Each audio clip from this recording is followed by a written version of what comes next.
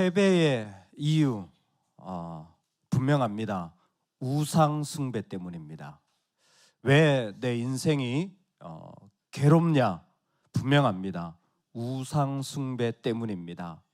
내 인생이 패배하는 것은 다른 어떤 요인이 아닙니다. 내 마음에 우상 숭배가 있으면 그 삶은 패배합니다. 반대로 세상이 망하고 나를 돌로 쳐도 내가 하나님을 섬기는 자가 되어지면 그 사람은 승리하는 인생이 되어집니다.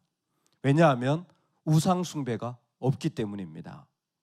요즘 체릴자매의 학비를 위해서 사실 저는 계속 기도하고 있습니다. 형편이 곳곳에 좋지 않고 교회도 여러 가지로 쉽지 않은 상황 가운데서 이번 학기를 시작했는데도 학비를 못 냈습니다.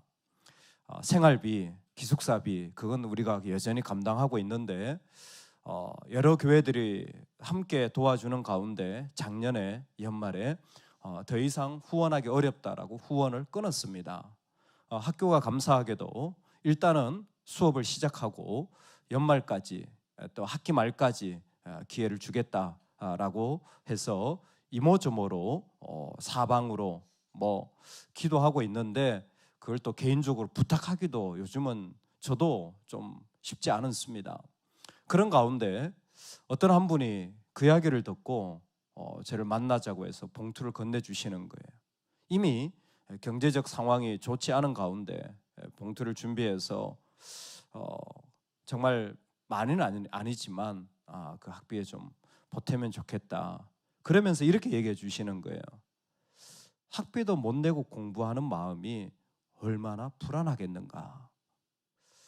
제가 그 얘기를 들으면서 이게 참 중요한 삶의 태도구나. 일의 문제가 아닌 거예요. 학비를 냈느냐 아니냐가 아니라 그 삶의 마음을 살피는 겁니다. 그 심정이 얼마나 부담스럽고 참 답답하겠느냐. 외국에 나와가지고 아는 사람도 없는데 자기로서는 산더미 같은 짐인데 그 심정을 살피는 마음이야말로 하나님이 받으시는 것이다. 우상 숭배를 한마디로 말하면 상한 마음이라고 저는 말하고 싶어요. 마음이 상해버린 겁니다. 여러분, 상한 우유를 마시면요, 아무리 진미를 먹어도요 다 의미 없어지는 거예요. 요즘 우리 교회도 장염이 몇 명 고생하시고 아이들까지도 고생하는데요, 그대로입니다. 마음이 상해버리잖아요. 어떤 좋은 말씀, 어떤 예배, 어떤 사역 아무 필요 없어져요. 그냥 괴로울 뿐입니다. 근데 많은 분들이 모르시더라고요. 마음이 상한 것은요 누구 때문이 아니에요. 우상 숭배가 있기 때문이에요. 아유, 그분이 그렇게 신실한데요. 아니요, 깊은 곳에 우상 숭배가 있어서 그들은 마음이 상하고, 마음이 상한 사람에겐 어떤 것을 부어도 의미 없어집니다. 이스라엘이 지금 하나님 앞에 우상 숭배가 되어졌습니다. 이스라엘 자손이 여호와의 목전에 악을 행하여 항상 그들이 하나님 앞에서 어떻게 보면 등장하는 사사기의 저는 얼굴, 지금 사사기의 그 이스라엘의 얼굴 모습을 항상 이렇게 표현하고 있다고, 반복되어지는 표현입니다. 이스라엘이 여호와의 목전에 악을 행하여, 그들이 하나님 앞에서 지금 가지고 있는 모습은 이스라엘 백성들이 예전 광야에서 멸망한 세대의 얼굴 모습과 똑같습니다. 여호와께서 이스라엘에게 진노하사 그들에게 40년 동안 광야에서 방황하게 하셨으므로 여호와의 목전에 악을 행한 그 세대가 마침내는 다 끊어졌느니라. 너무 똑같죠? 왜 40년 동안 방황하겠느냐? 여호와의 목전에 악을 행한 그 세대라고 하는데, 오늘 11절에 보니까 이스라엘 자손이 여호와의 목전에 악을 행하여, 즉 이스라엘은 지금 하나님 앞에서 악을 저지르고 있는데 그것 때문에 15절에 하나님이 재앙을 내리시는 거예요. 원수들의 손에 팔아 넘겨 원수들이 그들을 정복하고 억압하게 되어진 마음의 상태. 하나님은 이 11절과 15절을 통하여 그들을 원수들의 손에 팔아넘겨 그들의 마음이 이미 원수들로 정복되어지고 억압되어진 상태를 말씀하고 계십니다. 그래서 그들에게 재앙을 내리셨는데 왜 하나님이 그렇게 하시냐면 이미 스스로 그들이 자신을 팔아버렸기 때문이에요. 우상 숭배는요, 상한 마음은 가나안 백성 때문이 아니에요. 저 사람이 나를 힘들게 해서 상처 줬다면 착각입니다. 내가 나를 팔아버린 거예요. 누구에게? 바알과 아스다롯에게, 누구에게? 자존심에게, 누구에게? 돈에게, 누구에게? 세상 가치관들에게. 내가 나를 팔아버렸기 때문에 하나님도 그들을 파시는 거예요. 우상을 섬겨서 나를 격분시켰고 신이 아닌 것들을 신이라고 섬겨서 나의 질투에 불을 붙였다.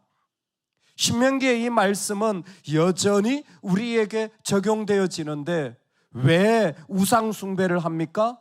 그들은 하나님이 아닌 다른 것을 선택했고 그것이 오직 이스라엘만을 사랑하는 이 하나님의 그 마음에 금을 가게 한 거예요.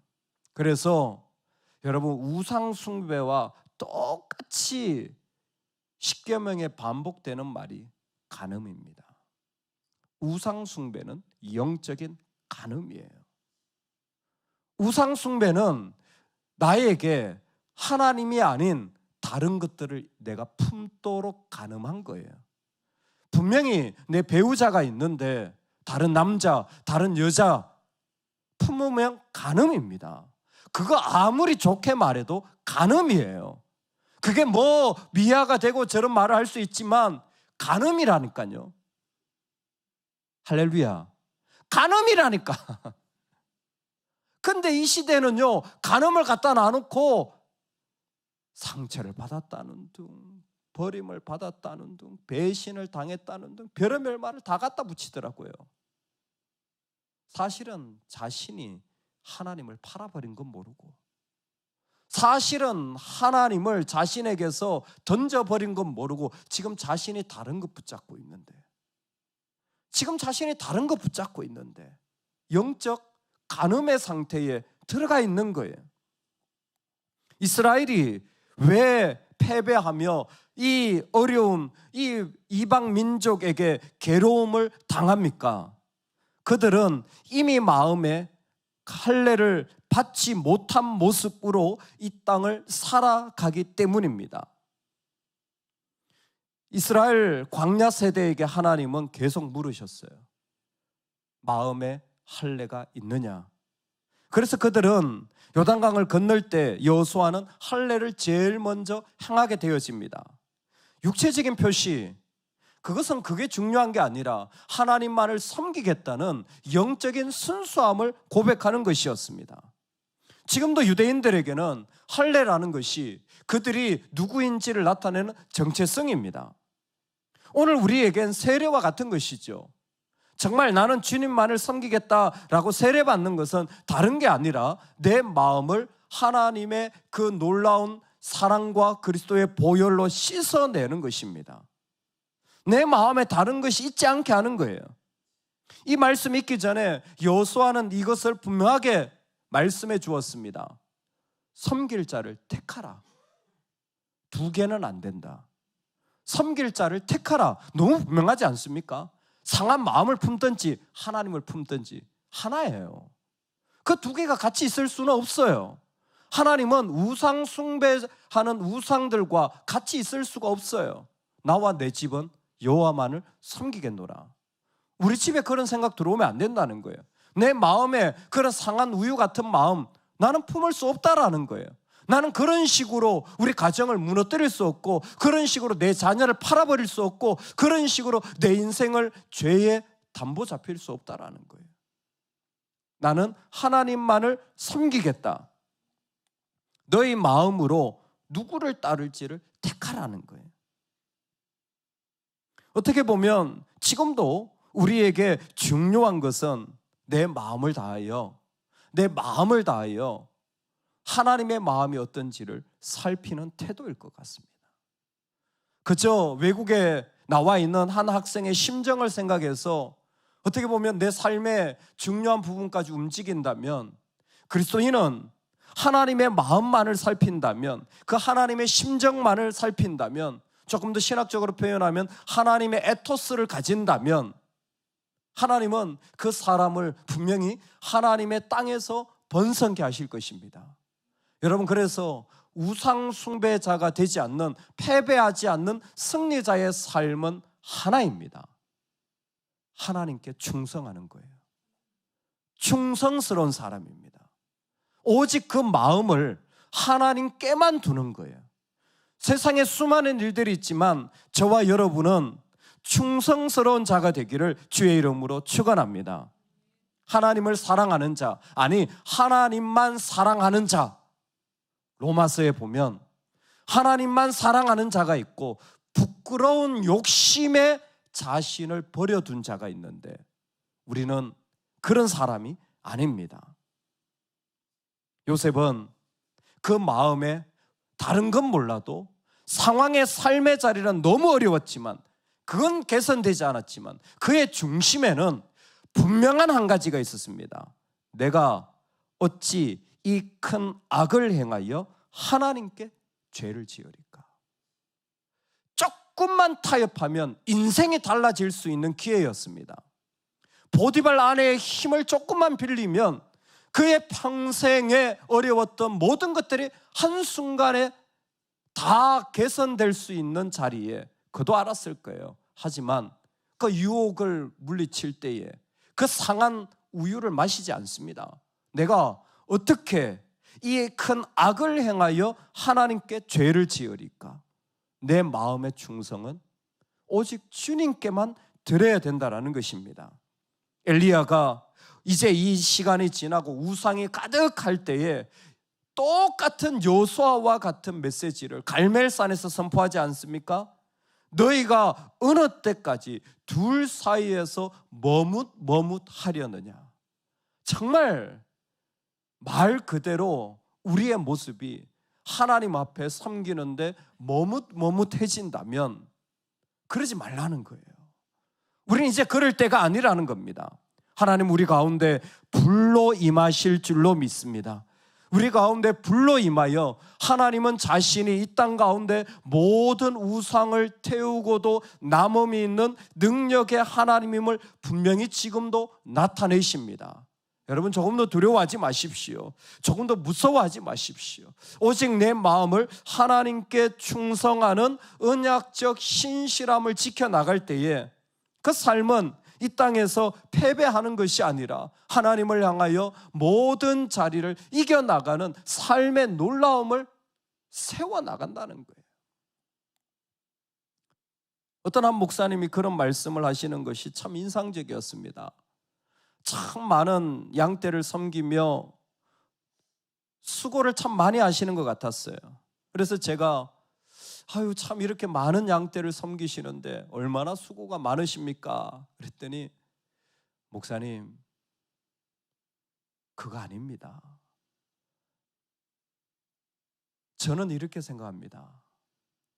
한 사람에게 충성하는 사람은 10사람에게 충성할 수 있고 10사람에게 충성하는 사람은 1000명에게 충성할 수 있고 1000명에게 충성하는 사람은 10,000명에게도 충성할 수 있습니다. 한 사람에게 충성하느냐가 중요합니다. 하나님을 향하여 신실한 사람은요, 세상 어딜 갖다 놔도 똑같아요. 세상에 코로나가 터지든 내 육체가 썩어지든 내 경제력을 다 잃어버렸든 사람들 가운데 버림받든 그 사람은 항상 하나님께 신실해요. 하나님만을 여전히 사랑하고 걸어가요. 하나님이 부르신 자리를 목숨보다 중요하게 여기며 자신을 던집니다. 왜? 내 사랑은 오직 주님이니까. 내 사랑은 오직 주님이니까. 내가 사랑하는 유일한 분은 내 하나님입니다. 우리 마음에 하나님 외에 다른 어떤 것도 있지 않고 하나님만 충성하는 귀한 은혜가 있기를 간절히 축원합니다. 아멘.